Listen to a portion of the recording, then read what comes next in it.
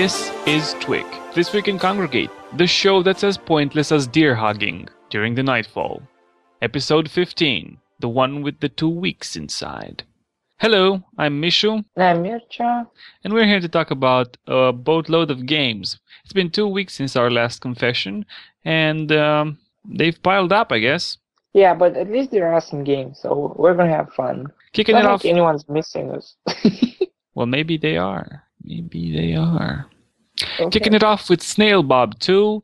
The first Snail was where you had to go around deliver something. It was the same. It was the same. Yeah. Yeah. I like it. It's a nice adventure. It's a nice adventure game to play when you're brain dead. Just want to think about something else or something like that. It's kind of funny sometimes. It has a whole bunch of elements which could have been built upon, yet they are immediately discarded and new elements are brought. It's kind of short. But I think the point was to kind of it's a story, maybe for kids. It's a nice game for kids. It's rather easy, I have to admit, and it keeps you playing for quite a little bit, about half an hour maybe. But if you're brain dead, as Mitcha suggested, you're gonna have boatloads of fun. Speaking of fun games, let's talk about Racing Comrade. That was a nice one. Oh my god, I loved it. I think it's one of the awesomest game I have ever played. It's mostly because we're from Romania, and I could relate to so much from that game.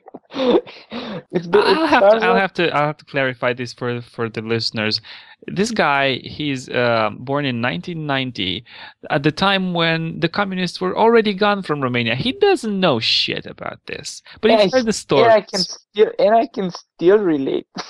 Come on, the bribes are still there. The shiving is still there. Everything's still there. I suppose all the stories that your grandma told you and my grandma told me make us relate to this game in a way. But it's honestly it's a funny game. It's hilarious actually. It's just portraying the Soviet ways in a very, very funny way. And I love how it just like it slides you in it. At the beginning you're just like a really regular race, but you can't win anything without cheating and pushing your way through like that. And actually, the final race I only won after killing all my opponents. Yeah, I killed 6 of them, and the last one I just beat it to death with. Yeah, that's the communist way. The way to the top. Love it. I also love how at the end you have to repay that guy that helped you out. So you're basically at his fingertip. Yeah, and after the first race, you're like, congratulations, everyone won. There's so many classics. Like I don't know who thought of the idea, but it's an awesome idea. It's really awesome. And it's also an interesting genre starter because it's a race game where you don't really do much but watch the race and. Oh no, there's a whole bunch of those. Don't you remember the animal and the animal racing ones? Yeah, but that was different because you were training at first, and then the animal would just race. But in this one, you're just watching the race, and as you're watching the race, you're influencing it, and that's that's interesting. It's new. Yeah. Oh my god, there's so many awesome games like coming right up. Days of Monsters. I just loved it. I'm just gonna let you go first because maybe you didn't love it as much. Yeah, I just have one thing to say about this game. That's it. You still there? Did you die? Hello? Hello. I always love these evil genius types of games, and I surprisingly each of them is unique. I never actually played one just like an evil genius doing the same thing. Because here you're raising an army, here you're launching the nukes, and here you're actually evolving your monsters with different abilities, and you can mix and match like pieces of it. You can have a chicken head and with a monkey tail, and they each have abilities, and then your goal is to go through all the cities of the world and just destroy all of them. And I also love the background story that they put in at the beginning, where he's like traumatized as a child because some bully wouldn't let him play with his monster toys. So he. Oh yeah. But the game itself is really fun, just like going through the cities and destroying it. And what I love is that it's not unbalanced. Like monster type or part is actually needed at some point in the game, and you kind of have to have a little strategy, find the right mix for each mission, and it requires some thought, and it's really nice, really awesome game. I hated the fact that it doesn't show you in the same place how you're affecting your monster. Like you have to go to the research lab to get your parts, but when you buy them, you're really just you're poking around, and then when you go back to the assembly lab or whatever it was called, you're poking around because you don't know what each part is how each part is affecting your body. I kind of took it as the developer wanting you to explore with the monster bits a little bit so that you kind of play each of them. But I guess they should have made it like in a more conventional way where you get like an info window with each ability and stuff like that. Anyway, it was fun nonetheless, and I played through it and kicked ass with my monster. Okay. Time is limited, so we're gonna have to move on. What do you think of Red Remover Player Pack 2? It's basically just like Red Remover. It's just a player pack. Of course. Kind of some of the levels are pretty nice. I think it's way easier than the first ones, because I remember really thinking for days at the end. These are kind of all the levels are kind of tricky. Once you get it, you can just do them in par or stuff like that. There's never a suboptimal solution to to a level. Actually, there are some suboptimal solutions here and there. I've got a few stars. Here and there, but I mean, it's not for most of the levels. You just fly through them. Yeah, and they're most like presentation, like watch a whole bunch of balls fly around. I guess if you're into that, especially the auto levels. Yeah, exactly. I'm gonna say like a third of the levels are also auto levels, kind of hidden. Wouldn't really say that, but I thought it was a good selection of levels. Some of them are quite challenging, especially in the 30 to 40 line. Oh yeah, definitely challenging. Yeah. And it's unlike other player packs, these are actually nice. Yeah, and they're actually different they're different. That's also a nice thing. They're different than the first game. So. Yeah, it's like some players saw a different kind of potential in the game and they exploited it. Next is Ultimate Assassin 3, which is my god, goddamn hard game. Yeah, it's so hard, and I mean, it's not the developer's fault because he just said it himself that he can hardly complete some of the professional missions, and to make them all perfectly is actually impossible. And what I don't get is that 369 people already have it, and I honestly cannot understand how they got it this fast. I didn't even get the hard badge, and I've been playing it like continuously almost. Well, maybe they played it even more than you have.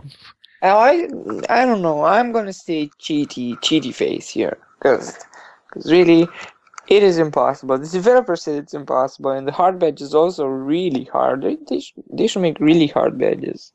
Yeah, like there should be hard and then really hard. At least 5 points more for the effort. Or endurance badges, like those that you have to play for months and months before you actually get to them. They're really easy to get, but they should really differentiate between. I think that's actually a nice idea between like hard and endurance. Yeah, just give me 5 more points to feel my worth. Yeah. Right, so Ultimate Assassin 3 is a really hard game. If you're into hardcore stuff, maybe you'll try it, but otherwise, you should stay away from it for a while. I mean, the game itself it's pretty nice. It's kind of like the same as the Ultimate Assassin 2 and 1, but it's got a whole bunch of levels. They were already used, but I guess it was smart because you play the level once, starting from a position, and then later you have the same, but you start from another, and it's way harder. It just gets harder and harder. It's a nice game, but it's hard. This is all I have to say. Moving on to Villainous. I don't know. These weeks were really on a roll because I think all these games kind of hit the top-rated games for a while. Is Villainous still there? Because it was the second best recently. It's still there, and it is worth it. It's such an awesome game. They really took the tower attack genre, which I think a lot of people already thought about and maybe had ideas, but they actually got it right. They got it so right. I don't know. It feels like a really smart board game with just a few units that you have to use strategically, and interesting levels, and everything is just really, really well done about it. I really love the way they combined all the game elements and how the learning curve and the difficulty curve is well balanced. And I actually was able to play the game gradually and get all the bronze and then the gold badges, the gold achievements, or whatever they're called. Oh, yeah. Actually, the developer said that, and I think it's really important that he thought about they thought about it, and that you do not need grinding to get through this game. I think that's really awesome. It's really hard to pull off. Yeah, every time I was either just playing for a new bronze badge on the harder levels or trying the gold badge on the easier levels, and every time I was getting exactly enough money that I needed to advance. I think it's a really, really nice balanced game, which implies a lot of thought, and it's actually a new concept, really well implemented. It's just it deserves being. If I'm gonna say it's better than Learn to Fly 2. It kind of deserves a higher spot. Yeah, maybe. They're attacking a new genre and they're doing it quite well, and I think that's always a great thing. Definitely. Perhaps Learn to Fly 2 should be on the second place instead of Lanes. Kind of wish it was. I mean, Learn to Fly 2 is actually long and deeper. Yeah. And Villainous is just like kind of short. They could have made it longer, or as a lot of commenters are suggesting, let you play tower defense after with the levels after you finish the game, which I think that should be awesome. That would have been interesting, yeah, indeed. Yeah, it's a great game. It's a short game, and you can definitely try this one for 60 points, something like that. Wait, no, it's 65 because it's 2 medium badges, an easy one and a hard one. So I see. Okay. Go get your points, kids. And we are moving on to fresh games of the week. I just want to mention a few of them. Cardboard Box Assembler is a nice game. It's basically a platformer that lets you shift the dimensions as you go through the level. It's different. Actually, I think you should specify the main thing is that you are running around on the faces of a cube. Yeah, and that's the main thing. Yeah, maybe a cardboard box. Anyway, it's got nice elements of like any platformer would, but it's got also this perspective switching thingy around the cube running, and it's pretty interesting. You should give it a try, even though it doesn't have badges. Yeah, the thing I like the most was kind of the backstory of you working in a cardboard box factory, and then you go crazy and do the levels. I think it's a nice backstory. I think I could actually relate to this guy. When sometimes I'm doing work that I don't really want to do, and I just go crazy trying to invent more interesting work to do. Yeah, it's exactly what he's doing. Any game that you want to mention here? Nope. No. Oh, Where Am I? Oh my God, sorry. It's a really innovative game. I really liked it. It was made in 48 hours, and it has a really nice idea of it's basically a maze game, but you only see the walls when you bump into them. And it kind of like it wakes up such a feeling of maybe how blind people navigate and stuff like that, because you also get music with the walls, so it's kind of a secondary sensual orientation device. It kind of gets old pretty fast, but just as a short experience, it's definitely worth it. All right, I guess this does it for this show. Thank you for listening. If you still are listening, some of you there, and we'd love to talk to you about games next week. Check us out. Check us out. See ya. Bye. You didn't say about what? About Where Am I? Because you said everything, and there was nothing more to say. It's a great game. What am I supposed to say more than that? It's awesome game, dudes. Go check it out, man. Yeah. Is that good enough? Yeah? Yep, good enough. Should do.